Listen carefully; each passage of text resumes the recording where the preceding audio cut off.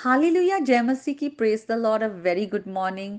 आइए आज एक नई सुबह जो परमेश्वर ने दी है, परमेश्वर का धन्यवाद करें। आज बहुत ही खास है। आज नया साल है। हैप्पी न्यू ईयर आप सबों को, आपके परिवारों में परमेश्वर का प्रेम, उसका आनंद, शांति, उसका उसके अनुग्रह जो है वो आप सबके परिवारों में अब से लेकर हमेशा तक बना रहे। आज नए साल में हम नए नए कपड़े पहनेंगे, बाहर जाएंगे, घूमेंगे, अपने लोगों से मिलेंगे, उनको विश करेंगे।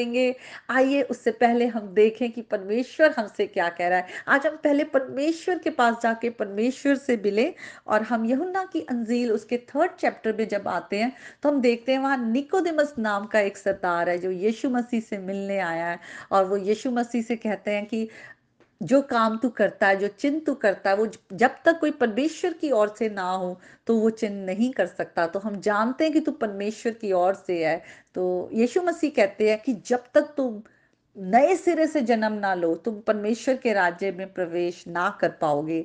तो वो कहता है ये कैसे हो सकता है कि कोई जन्म लेने के बाद वापस क्या अपने माँ के गर्भ में जाएगा।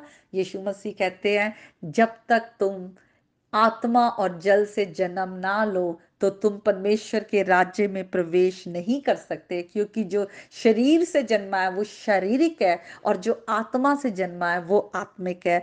और यीशु मसीह फिर से कहते हैं कि तुम्हें नए सिरे से जन्म लेना अवश्य है। और आज यीशु मसीह वचन के द्वारा हमसे कह रहे हैं, क्योंकि वो खुद जीवित वचन है, प्रभु का प्रकाश हम पे आ रहा है और हमसे कह रहा है कि तुम नए सिरे से जन्म लो। तुम्हें आत्मा का जन्म बहुत जरूरी है तुम्हें। क्योंकि जो परमेश्वर है, खुदा जो है वो आत्मा है। और जैसे कि हम यूहन्ना की अंजील उसके 1st चैप्टर में भी जाएं, वहां पे भी लिखा है कि जिसने प्रभु यीशु मसीह पर विश्वास किया, उनको ग्रहण किया, उन्हीं को परमेश्वर ने अपने बेटे और बेटियां होने का अधिकार दिया। और वो शरीर के नहीं जन्मे, ना मनुष्य की इच्छा के, बल्कि आत्मा के जन्मे हैं। तब हम परमेश्वर के साथ जुड़ जाते हैं। क्योंकि जब तक हम एक जन्म जो हमारा ये होता है पाप में हुआ है, हमारे माँ बाप में पाप था, हम में पाप है, हमारी आगे पीढ़ियों में पाप जो हमसे पैदा होते हैं, इसलिए ये जन्म हम एक लेते हैं। लेकिन जब हम परमेश्वर के साथ रिश्ते में बढ़ते हैं प्रभु यीशु मसीह के द्वारा, तो हमारा आत्मा का जन्म होता है और परमेश्वर अपना आत्मा हम में उंडेलते हैं।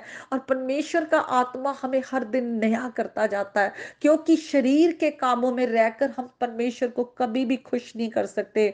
आइए हम गलातियों की पुस्तक में जाएं और आज इस नए साल को कुछ शुरू करने से पहले देखें क्यों हम शरीर में रहकर परमेश्वर को हम प्रसन्न नहीं कर सकते। हम गलातियों की पत्री में आएंगे उसके 5th चैप्टर में, और वहां पे लिखा है शरीर के काम तो प्रकट हैं। कौन से काम है?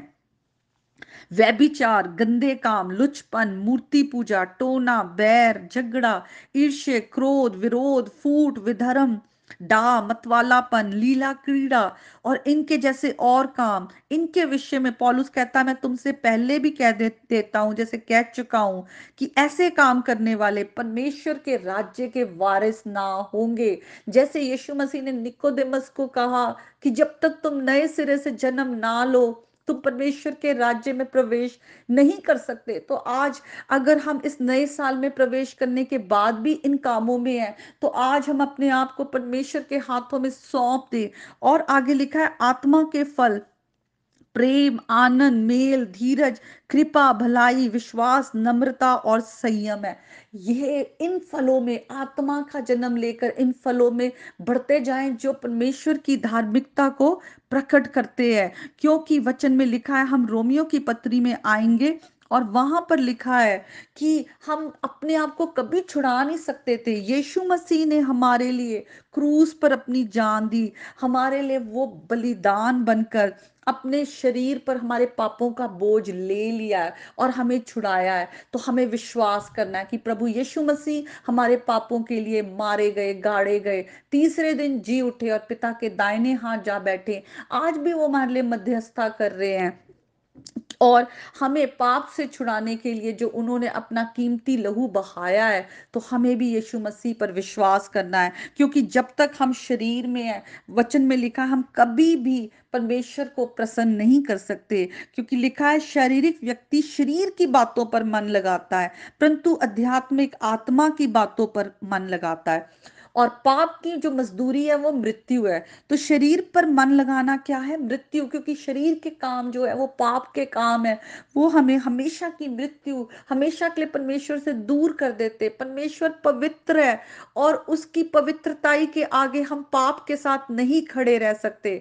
हमें प्रभु यीशु मसीह पर विश्वास करना है, अपने गुनाहों की माफी मांगनी है, नया होना है, क्योंकि आगे लिखा है आत्मा पर मन लगाना जीवन और शांति है, क्योंकि शरीर पर मन लगाना परमेश्वर से बैर रखना है, क्योंकि ना तो परमेश्वर की व्यवस्था के अधीन है और ना हो सकता है जो मनुष्य शरीर पर मन लगाता है। और लिखा है परंतु जब अब परमेश्वर का आत्मा तुम में बसता है तो तुम शारीरिक दशा में नहीं परंतु आत्मिक दशा में हो।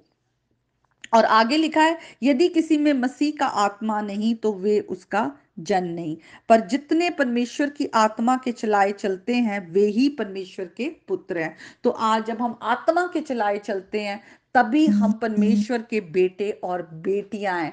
तो आइए इस नए साल को हम परमेश्वर के बेटे और बेटियां बनकर आत्मा में जन्म लेकर परमेश्वर की धार्मिकता को प्रकट करते हुए इस नए साल में चलें। और परमेश्वर की, जैसे यीशु मसीह के लिए बारे में लिखा है कि वो हमेशा परमेश्वर की विल और उसके वर्क पर फोकस रहते थे, हम भी उसकी इच्छा को पूरा करते हुए उसके कामों को इस संसार में रहते हुए पूरा करें और परमेश्वर की आशीषों के वारिस बने, क्योंकि वचन में लिखा है कि ओबीडियंस के साथ हमेशा ब्लेसिंग्स आती है। परमेश्वर इस नए साल में अपनी सारी आत्मिक आशीषों से आपको और आपके घरानों को भर दे, प्रभु यीशु के नाम में आमीन। Happy new year and may God bless you.